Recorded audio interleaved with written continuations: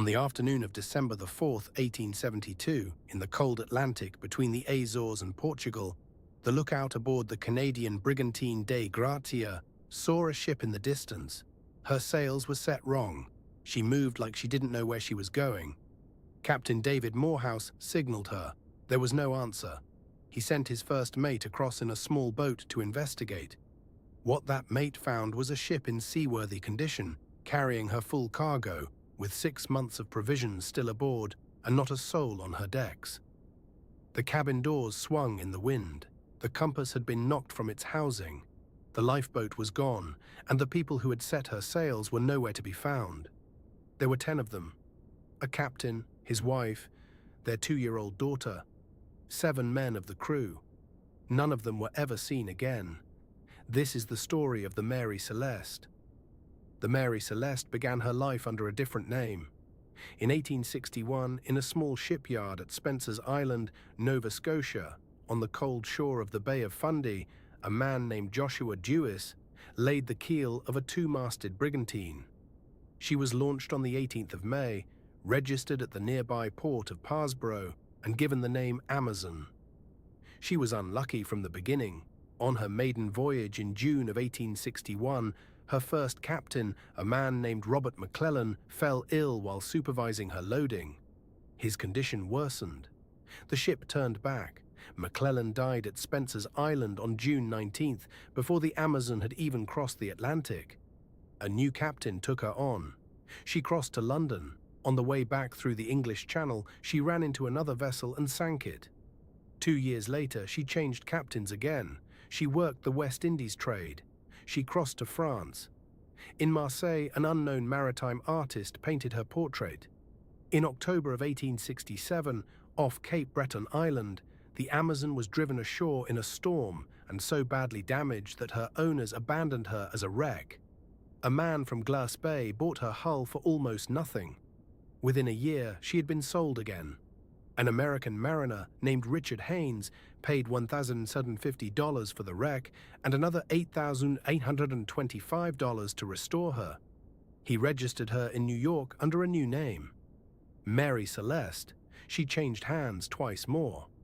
By 1872, she belonged to a New York consortium led by a man named James Winchester.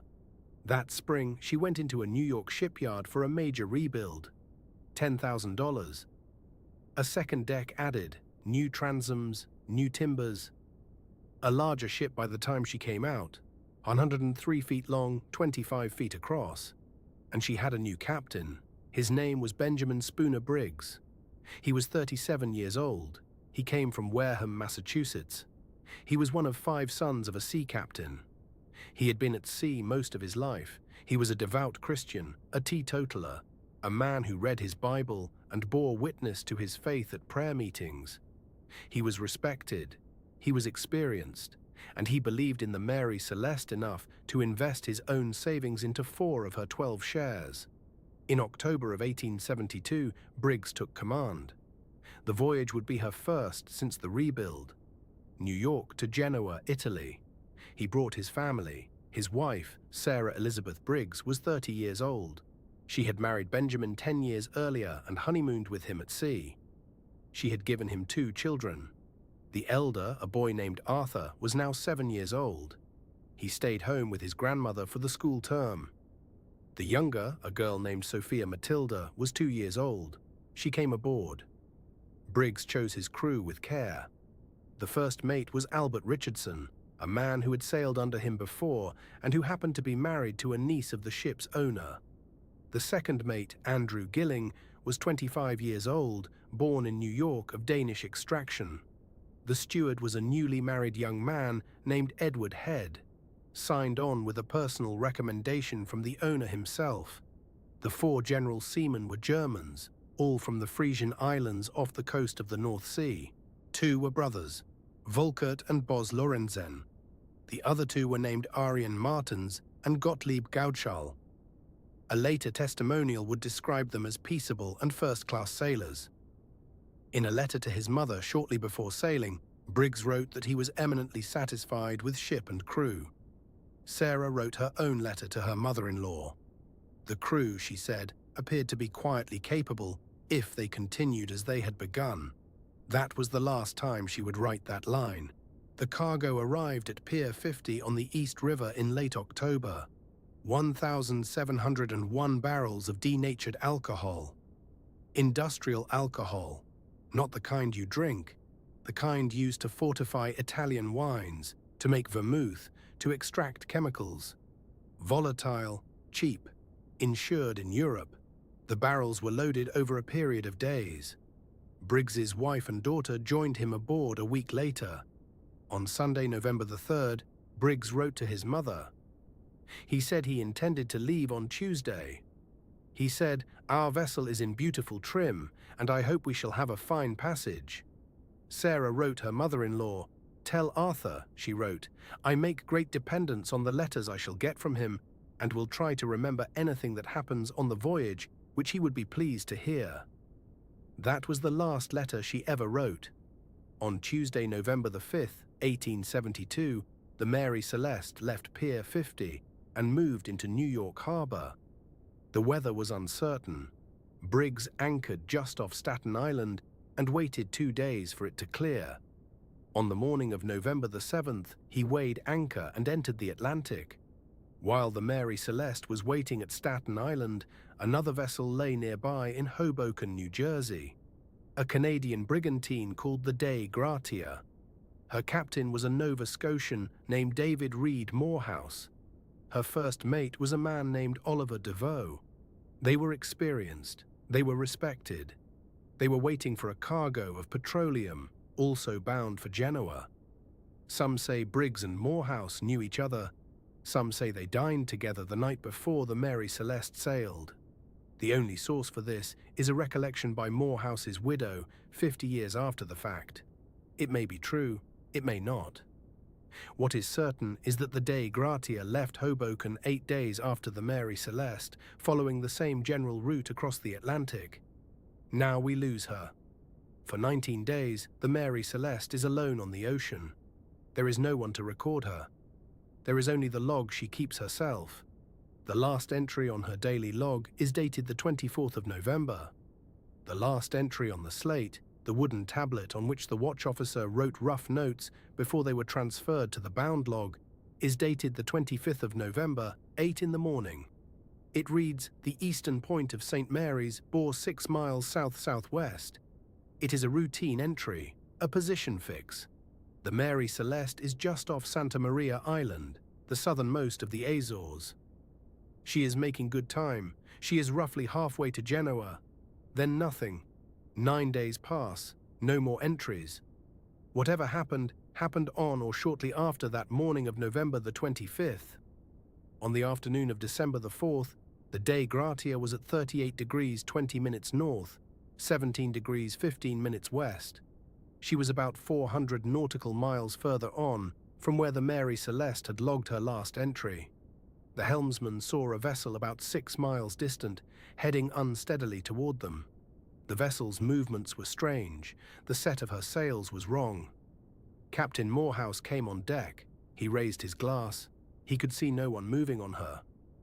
He signaled. There was no reply. He sent Mate DeVoe and second mate John Wright across in a small boat. What they found, DeVoe would describe in detail 3 weeks later, before the Vice-Admiralty Court of Gibraltar. The ship was the Mary Celeste. Her name was clear on the stern. They climbed aboard. The decks were empty. The cabins were empty. The galley was empty. There was no living thing aboard. Of the sails, 3 were set. The lower topsail, the jib, the fore-topmast staysail, the foresail and the upper topsail were gone, apparently torn or blown away. The main staysail was lying loose on top of the forward house, never properly furled or stowed. The other sails were furled. The ship's single lifeboat, a small open boat called a yawl, had been stowed across the main hatch. It was missing. The main hatch cover was secure, but the forehatch and the lazarette hatch, the small hatch at the stern that gave access to the food stores, were both open. Their covers had been removed and were lying beside them on the deck. The binnacle, the wooden housing that held the ship's compass, had been moved out of position. Its glass cover was broken, the compass inside had been damaged. In the hold, there were 3.5 feet of water. Significant, but not alarming for a ship of that size in that weather. A makeshift sounding rod, a tool used to measure how much water was in the hold, was found abandoned on the deck. The cabin interiors were wet from water that had come in through doorways and skylights, but they were otherwise in reasonable order. In Captain Briggs's cabin, Devoe found his sheathed sword under the bed. He found personal items scattered about, but most of the ship's papers were missing. The captain's chronometer, his sextant, his navigation book, his bills of lading. Gone. Sarah Briggs's harmonium, a small reed organ, was still in its place. Her sewing machine was untouched. The toys of the child Sophia were undisturbed.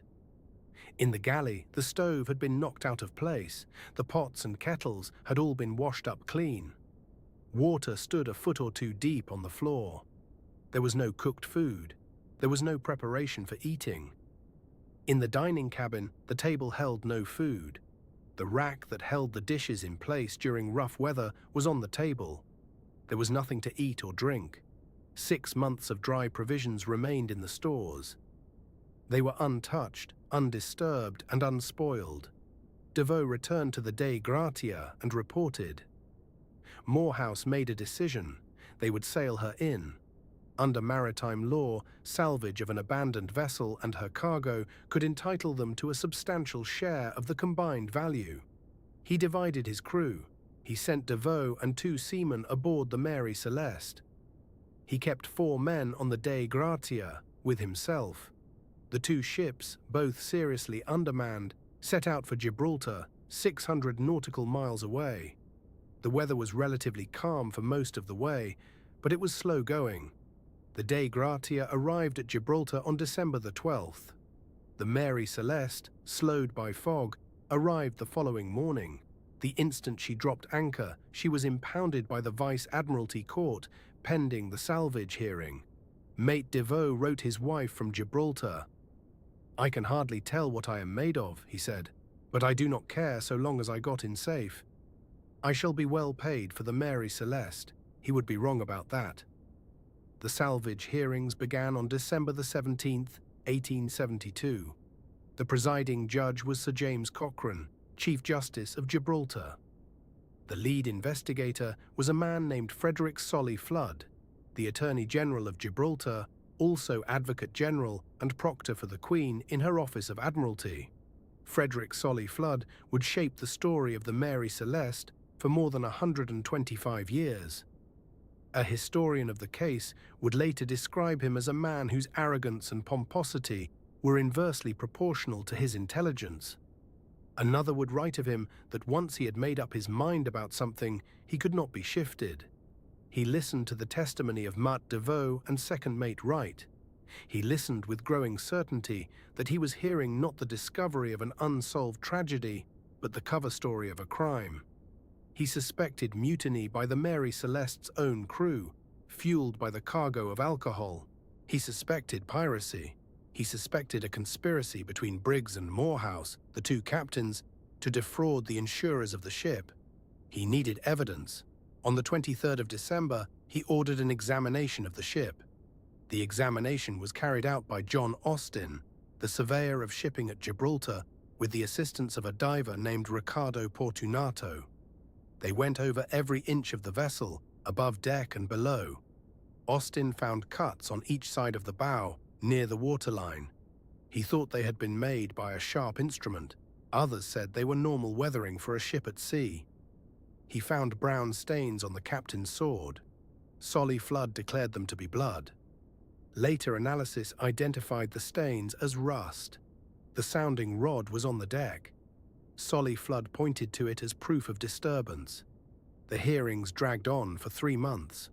The court heard testimony from Devoe, Wright, Morehouse, from witnesses who knew Briggs, from insurance agents and shipping brokers. In the end, no theory could be sustained. There was no evidence of violence, no signs of struggle, no blood, no missing valuables, no trail leading anywhere. the court awarded the Dei Gratia a salvage prize. But it was small, £1,700 against a combined ship and cargo value of £40,000. Less than 5%. It was the lowest such award in living memory at Gibraltar. It was, as one writer would later put it, a quiet vote of suspicion. The court could prove nothing, but it could not bring itself to acquit the salvors entirely. In March of 1873, the inquiry closed. It made no determination as to the fate of the captain, his wife, his daughter, or his crew. This is the part of the story where most accounts go wrong. In 1884, 12 years after the abandonment, a young writer in Britain published an anonymous short story in a literary magazine. The story was called J. Habakkuk Jephson's Statement. It was written by a man named Arthur Conan Doyle, who would later become famous for inventing Sherlock Holmes. In the story, the ship is renamed Mary Celeste, with the French spelling. There is intrigue. There is a fictional plot involving a fanatical American passenger and a coordinated act of revenge. None of it is based on fact, but the story is so vivid and so widely read that the misspelling of the ship's name, Marie instead of Mary, takes hold in the public memory and never quite leaves. 45 years after that, a writer named Lawrence J. Keating published a book called The Great Mary Celeste Hoax. Keating invented a survivor, a man named Pemberton, who supposedly told the true story. Keating invented details, names of crew members who never existed. Pemberton, Dossel, Hullock, Venholt. None of them were on board. Keating invented food on the table, warm coffee, a meal interrupted, a cat aboard, a forehatch found upside down. His book was discredited. Pemberton never existed. Keating had made him up. But the details Keating invented are still repeated today, on the internet, in television documentaries, and in casual retellings. So before we look at the theories of what really happened, we need to clear the deck. There was no hot food on the cabin table. The court testimony is explicit. There was nothing to eat or drink. There were no preparations being made for eating. The rack was on the table. There was no warm coffee. Never mentioned in testimony, there was no cooked food on the galley stove. The stove had been knocked out of place. The pots and kettles were all washed up clean. There was a foot of water on the galley floor. The forehatch was not upside down. There is no testimony that says it was. There was no cat aboard. There is no testimony that says there was. The sails were not all set. Only 3 were set. 2 were missing or torn. The rest were furled. The Mary Celeste was not towed to Gibraltar. She was sailed there by Mate Devoe and 2 seamen of the Dei Gratia. Now we can ask the real question. What actually happened? There are 6 theories. Let us walk through them. The first theory is mutiny. The crew, drunk on the cargo, kill the captain and his family, take the lifeboat and disappear. Solly Flood's preferred theory. It does not survive the evidence. The cargo was denatured alcohol, industrial alcohol. It would have made the men violently ill, possibly killed them, but would not have intoxicated them in any pleasant sense. There is no evidence of struggle. There is no blood. There are no missing valuables. The crew's personal effects are all in their cabins. No mutineer carefully takes the captain's chronometer, his sextant, his ship's papers, and leaves the silver and the wife's harmonium. The second theory is conspiracy between Briggs and Morehouse. Insurance fraud. The 2 captains, knowing each other, scuttle the Mary Celeste, claim the salvage, split the proceeds. It does not survive the economics. Briggs personally owned 1/3 of the ship. Sinking it would have ruined him personally. Morehouse's salvage award barely covered the cost and time of bringing her in. If this was a fraud, it was the worst-paying fraud in maritime history. And neither captain ever produced anything resembling a payoff. The third theory is piracy.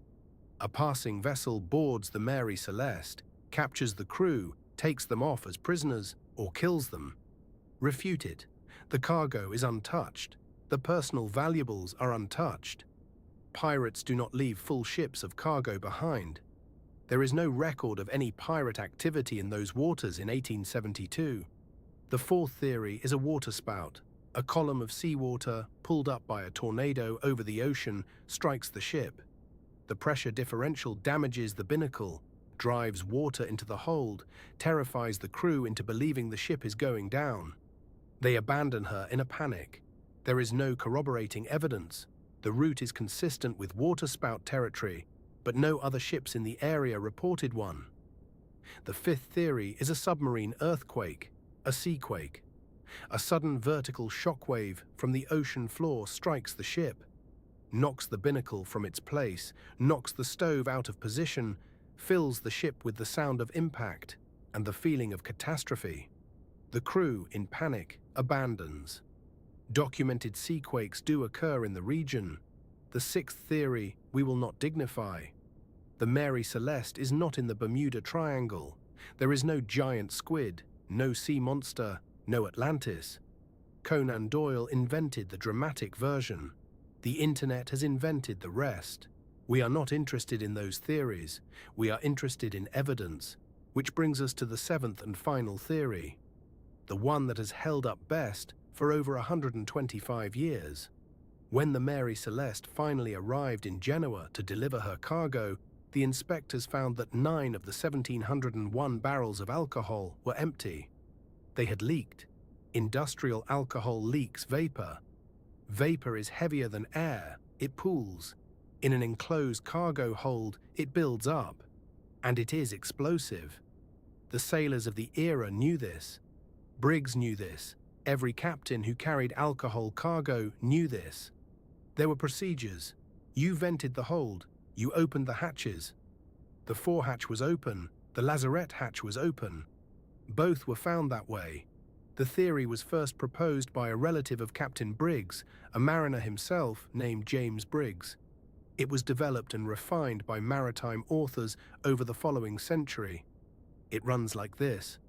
On the morning of November 25th, somewhere off Santa Maria Island in the Azores, something happens in the hold. A sound, a bang, a shudder, maybe a small flash. A barrel ruptures, vapor escapes. The crew on deck hears it. Briggs is not a fool. He knows what alcohol vapor can do. He has 1,701 barrels of it under his feet, and his wife and his 2-year-old daughter are aboard. He acts fast. He vents the hold by pulling the hatch covers and laying them aside on the deck. The sounding rod is brought up to check the water level and is dropped on the deck in haste. He gives the order, everyone into the yawl. He attaches the yawl to the Mary Celeste with a long tow rope, perhaps 100 feet, perhaps 2. He keeps the ship sailing slowly downwind with reduced canvas. He grabs the chronometer, the sextant, the ship's papers, the bills of lading, the navigation book. Just in case, he grabs nothing else. There is no time.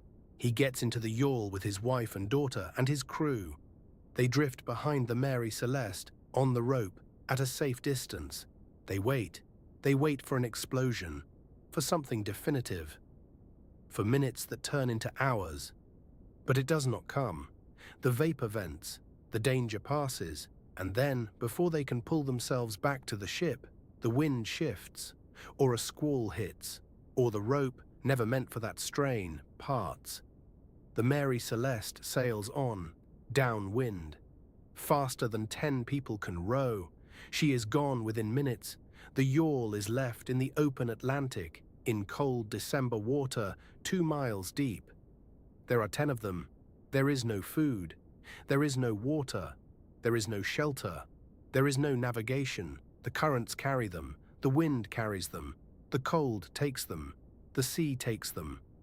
And 9 days later, 400 nautical miles further on, a ship from Hoboken finds the Mary Celeste, sailing herself. Her sails set wrong, her hatches open, her cabin doors swinging in the wind.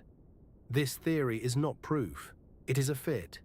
It explains the open hatches, the missing lifeboat, the taken navigation instruments, the undisturbed cabins, the dropped sounding rod, the undamaged cargo, the fact that the captain's sword is sheathed and under the bed. It explains everything except how it ends.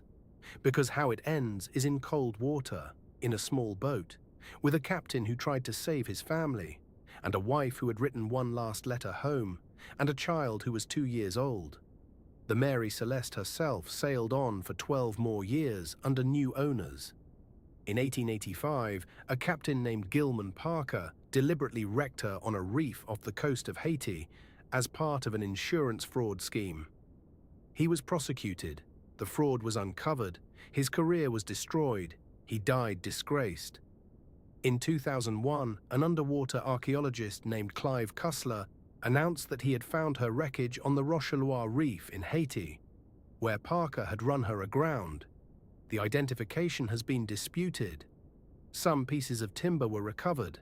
The captain, Benjamin Briggs, his wife Sarah, their daughter Sophia, 2 years old, first mate Albert Richardson, second mate Andrew Gilling, steward Edward Head, the 4 German seamen Volkert Lorenzen, Bos Lorenzen, Arjen Martens, Gottlieb Gaudschal, 10 of them. None of them were ever found, none of them were ever identified. Sarah's letters home stop on the 3rd of November, 1872. Their son Arthur, who was 7 years old when his parents and his baby sister sailed, was kept at home in Massachusetts with his grandmother. He grew up. He became a successful businessman. He married. He had children of his own. He never knew what happened to his mother and his father and his sister.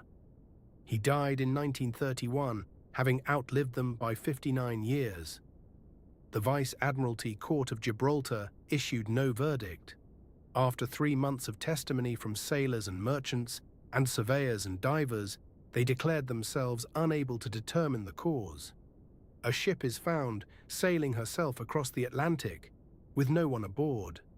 A captain, a wife, a child, 7 sailors.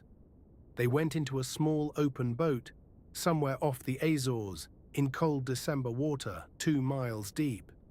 They sat there, and they waited for an explosion that never came, or for a ship that was already gone, or for help that did not arrive. We will never know.